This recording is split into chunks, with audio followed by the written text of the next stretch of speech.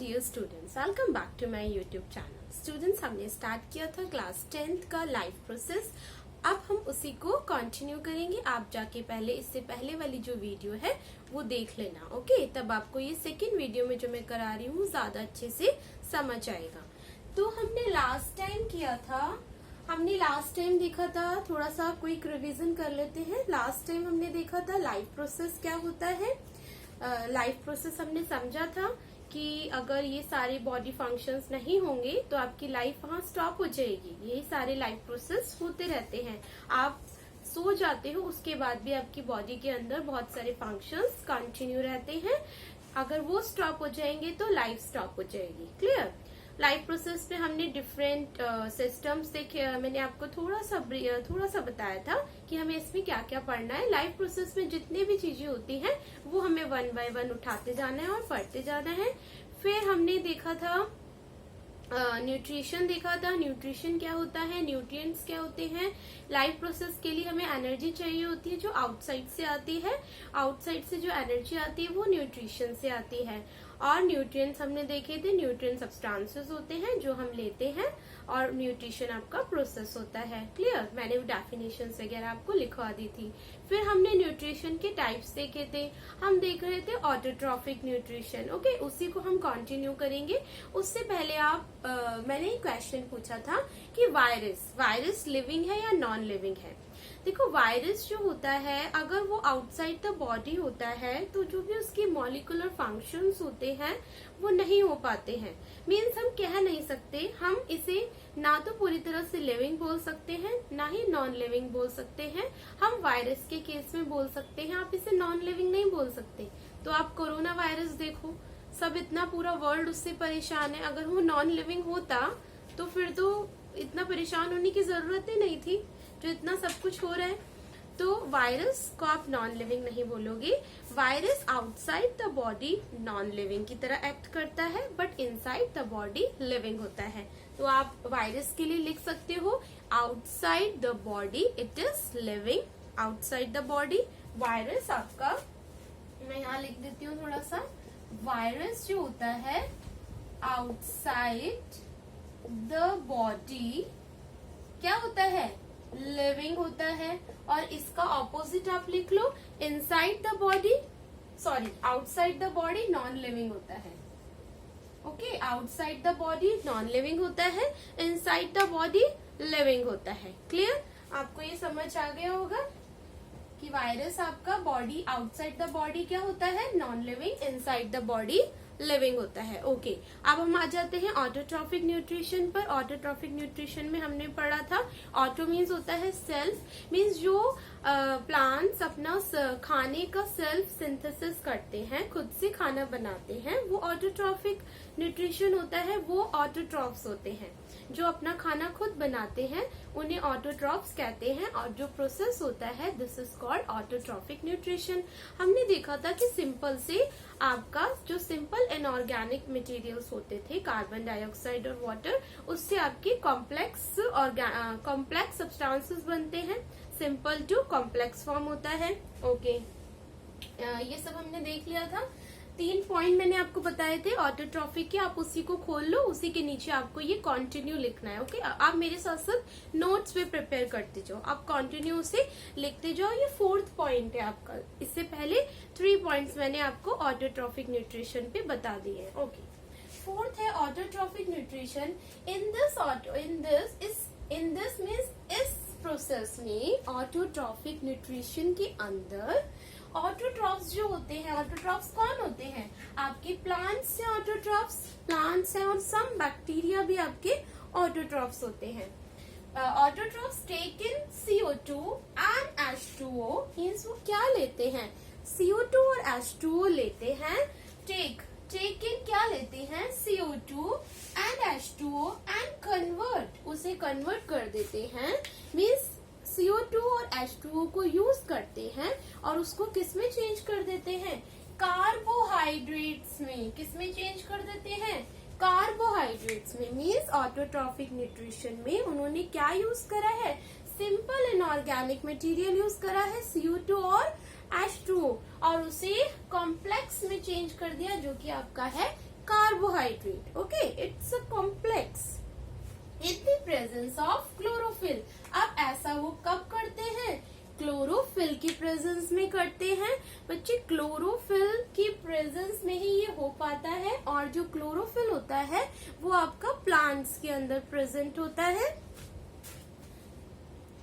अब यहाँ पे क्लोरोफिल आ गया है तो हम थोड़ा क्लोरोफिल के बारे में भी जान लेते हैं। थोड़ा सा अब इसके बारे में देख लो। जो जो चीजें मैं साथ में बताती हूँ ना उसे आप नोट डाउन करते रहा करो। जरूरी नहीं है मैं बोर्ड पे मैंने वो चीज लिखी हो, बोर्ड पे मैं एकदम आपके नोट्स की तरह लिख देती हूँ, बट जो मैं चीजें एक्स्ट्रा आपको बताती हूँ आप प्लीज उसे साइड में नोट करके उसे नोट डाउन कर लो। एक्स्ट्रा नॉलेज के लिए इम्पोर्टेंट है, आपके कॉन्सेप्ट के लिए इम्पोर्टेंट है, तो आप उसे प्लीज नोट डाउन करा करो। जैसे अब यहाँ पे आ गया आपका क्लोरोफिल। हमने देखा कि ऑटोट्रॉफिक न्यूट्रिशन में क्लोरोफिल की प्रेजेंस में ही ये आपका ऑटोट्रॉफिक न्यूट्रिशन जो है, ऑटोट्रॉफ्स अपना खाना बना पा रहे हैं। क्लोरोफिल होता क्या है? क्लोरोफिल आपका ग्रीन कलर का पिगमेंट होता है जो प्लांट्स में मिलता है। अब ये क्लोरोफिल कहाँ पे होता है? प्लांट्स में।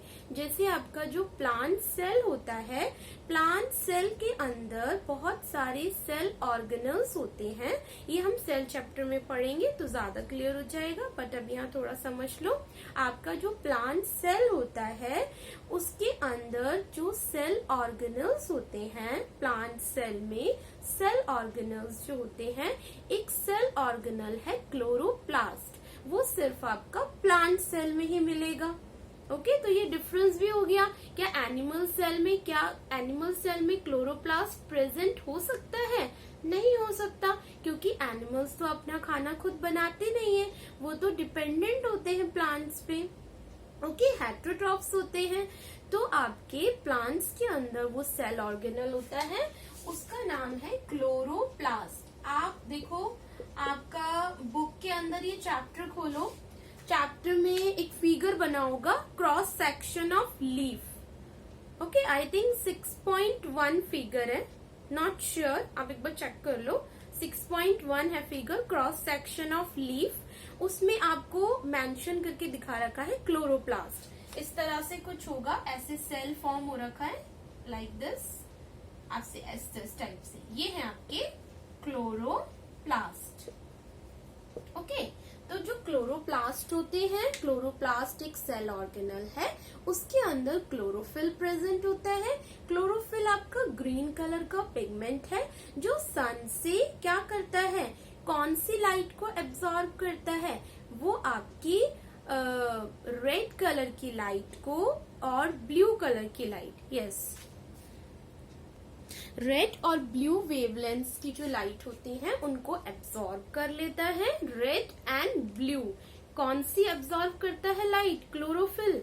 रेड एंड ब्लू वेवलेंथ वाली जो लाइट होती है, ओके, जो सन होता है, it is made up of 7 colours. Rainbow आप देखते हो, ओके, ये भी हम आगे चैप्टर आपका लाइट है उसमें पढ़ेंगे। Everything is linked to each other. Okay, तो सब चीजों को लिंक करते जाओ। जो भी समझ आ रहा है ठीक है समझो, नहीं आ रहा कोई बात नहीं, फाइन, नेक्स्ट पढ़ेंगे, क्लियर हो जाएगा।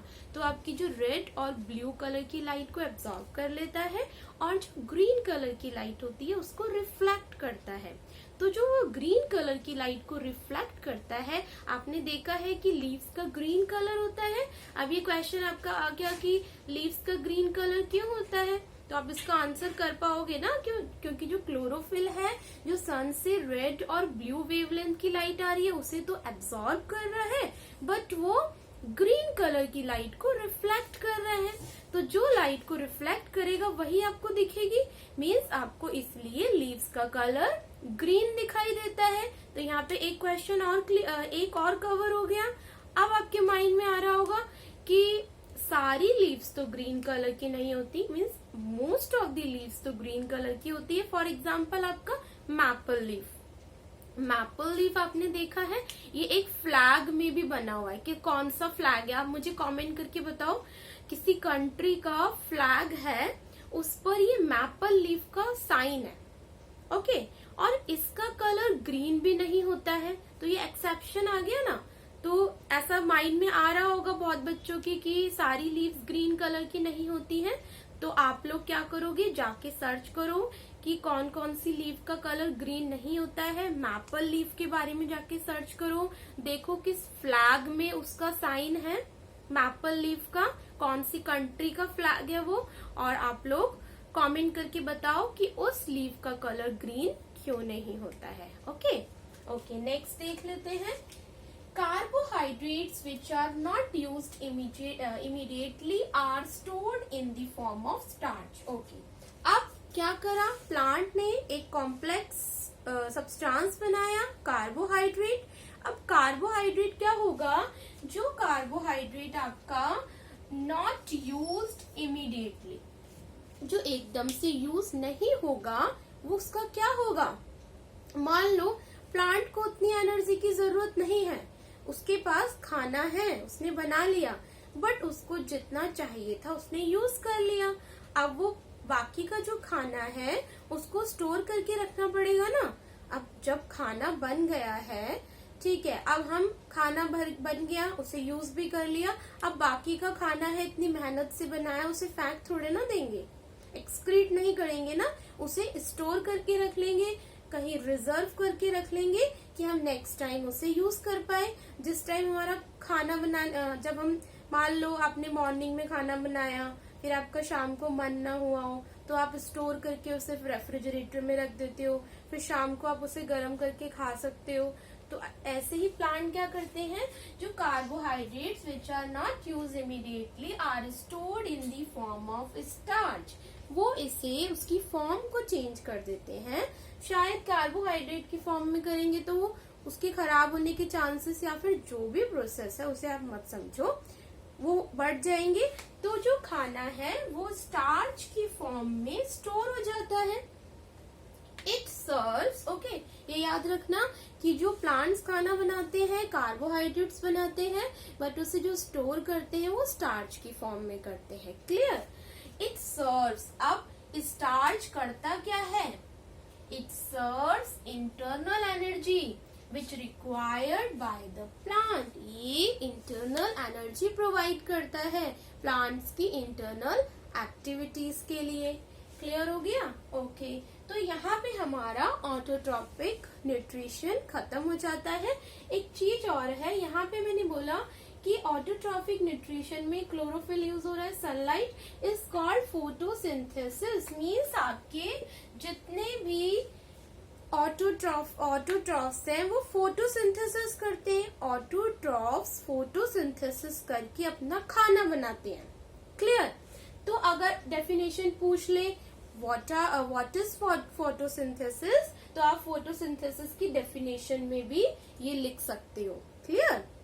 ये फोटोसिंथेसिस की आपकी डेफिनेशन भी हो गई कि in this autotrophs take in CO2 and H2 and convert these into carbohydrates in the presence of chlorophyll. Sunlight is called photosynthesis. अब इसका इक्वेशन आप देख लो, यहाँ मैंने इक्वेशन लिख दिया है। Equation for photosynthesis, CO2 plus H2O in the presence of chlorophyll, sunlight, ये किस में कन्वर्ट हो जाएगा आपका, ग्लूकोज में, ऑक्सीजन में और वाटर में। क्लियर? मीन्स ग्लूकोज फॉर्म होगा C6H12O6, ग्लूकोज का फॉर्मूला है। O2 ऑक्सीजन रिलीज होती है फोटोसिंथेसिस के समय, एंड वाटर। आप लोग क्या करना, फर्स्ट चैप्टर आप पढ़ लिया होगा आपने। फर्स्ट चैप्टर मैंने चैप्टर स्टार्ट ही इसलिए कराया है कि फर्स्ट चैप्टर को हम लिंक कर सके। ओके, तो आपका इनको बैलेंस भी कर लेना। जो मैंने ये ब्लैक से लिखा है ना, वो बैलेंसिंग है। तो आप क्या करना, पहले से नॉर्मल इक्वेशन को उतार लेना, फिर खुद से बैलेंस करना, आपकी प्रैक्टिस भी हो जाएगी साथ में। ठीक है? कॉपी मत करना, पहले उतारना, फिर बैलेंस करना और फिर चेक करना कि आपने सही बैलेंस करा है या नहीं। तो यहाँ पे हमारा क्लियर हो गया है ऑटोट्रॉफिक न्यूट्रिशन। यहाँ कुछ एक पॉइंट है, food we eat is stored in our body in the form of glycogen. अब जो हम खाना खाते हैं, हमारी बॉडी को, हमने खाना खाया, हमारी बॉडी को जितनी रिक्वायरमेंट है उसको यूज कर लेती है उस खाने को, और जो बचता है बाकी का जो है वो स्टोर करके रख देती है इन द फॉर्म ऑफ ग्लाइकोजन। ठीक है। हमारी बॉडी में फूड किस फॉर्म में स्टोर होता है? ग्लाइकोजन की फॉर्म में, और प्लांट्स में स्टार्च की फॉर्म में होता है। क्लियर? हमारी बॉडी में ग्लाइकोजन की फॉर्म में स्टोर होता है, और प्लांट्स में आपका कब यूज होता है, सॉरी किस फॉर्म में स्टोर होता है? स्टार्च की फॉर्म में। ठीक है। फिर ग्लाइकोजन से कन्वर्ट होता है ग्लूकोज, वो एक और प्रोसेस है, वो आप हायर क्लासेस में पढ़ोगे। ठीक है। जैसे हम फास्टिंग वगैरह करते हैं तब हमारी बॉडी हमें खाना तो मिलता नहीं है उस समय, या हम खाना खाते नहीं है, मिलता है बट हम फास्टिंग में खाना नहीं खाते हैं। तो उस टाइम हमारे पास ऐसा तो है नहीं आप खाना नहीं खाओगे तो एक दिन में मर जाओगे, बट उस समय भी हमारे अंदर एनर्जी बनी रहती है। तो वो एनर्जी कैसे आती है? खाना तो खाया है नहीं, और एनर्जी तो सिर्फ खाने से ही मिलती है। तो वो एनर्जी जो होती है, जो स्टोर्ड ग्लाइकोजन होता है, वो ब्रेक डाउन होता है ग्लूकोज में, और ग्लूकोज से ही एनर्जी प्रोवाइड होती है पूरी बॉडी के अंदर। क्लियर? आई होप आपको ये ऑटोट्रॉफिक न्यूट्रिशन क्लियर हो गया होगा। अब नेक्स्ट देख लेते हैं।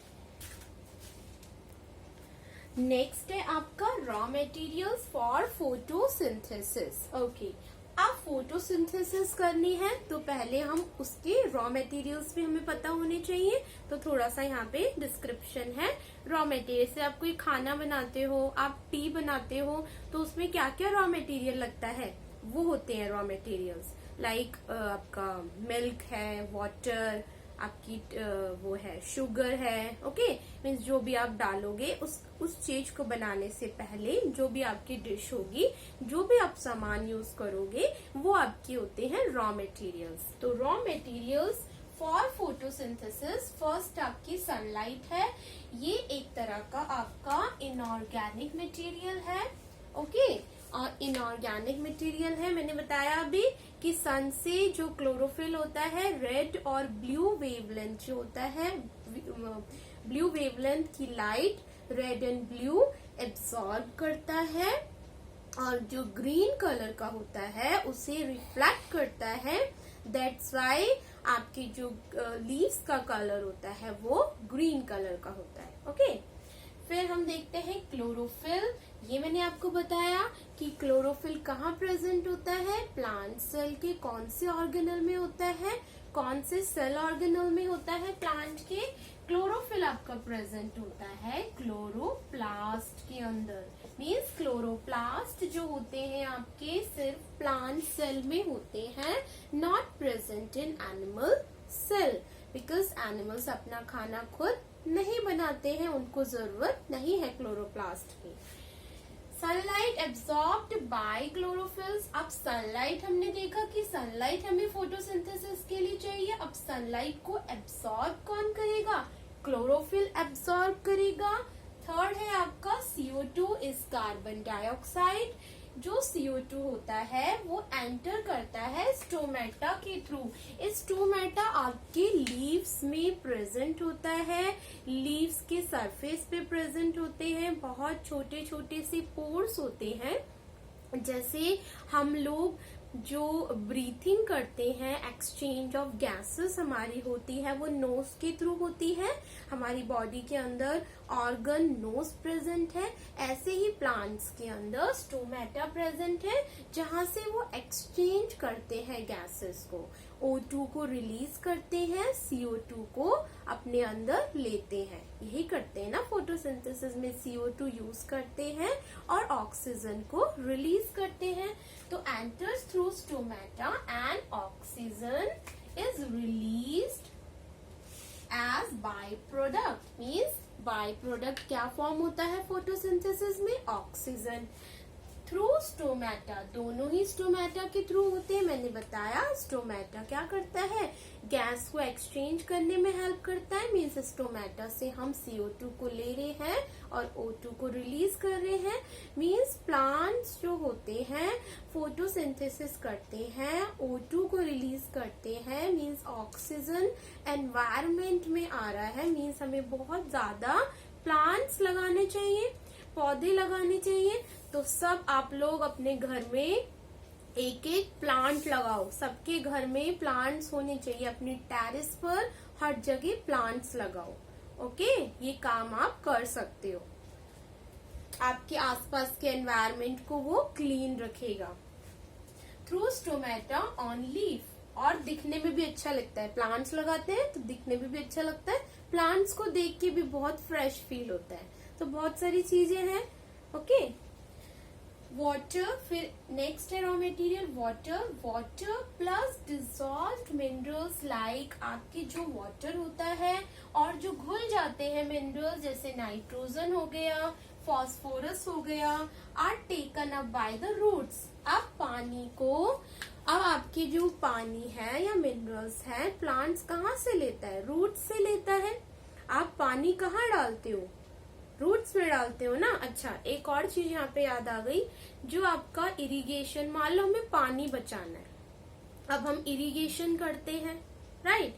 आपने आई थिंक ये क्लास 8th और 8th या क्रॉप वाला एक चैप्टर है, 8th क्लास और 9th class something, not 9th 8th, मतलब है एक चैप्टर जिसमें फार्मिंग टूल्स के बारे में हम पढ़ते हैं। अच्छा, अब मुझे आप बताओ कि हम पौधों में पानी डालते हैं, अगर हमें पानी को बचाना है, ठीक है, पानी नहीं है इतना सारा, फार्मिंग होती है, अब ऐसी इरिगेशन, अब क्या करें?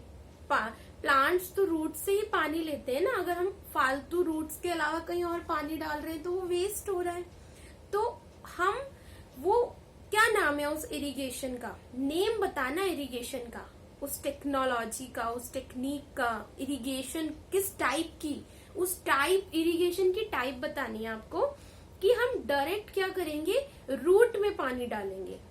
ओके, एकदम टिप पे पानी डालेंगे जहां से प्लांट ले ले। ओके, तो आप लोग मुझे कमेंट करना है इसका answer. Water plus dissolved minerals like nitrogen और फॉस्फोरस जो है taken up by the roots, roots से हम लेते हैं, प्लांट्स लेते हैं ऑफ द सॉइल। तो ये आपके यहाँ पे हो गए raw materials for photosynthesis. Okay बच्चों, अब नेक्स्ट वीडियो में हम इसी को कंटिन्यू करेंगे। अगर आपको मेरा ये वीडियो पसंद आया है तो आप प्लीज इसे लाइक करो, सब्सक्राइब करो मेरे चैनल को, जिससे आपको नई वीडियोस आप देख पाओ। ओके, और आप ज्यादा से ज्यादा बच्चों को शेयर करो ताकि और बच्चे भी इसका बेनिफिट ले पाए। Thank you.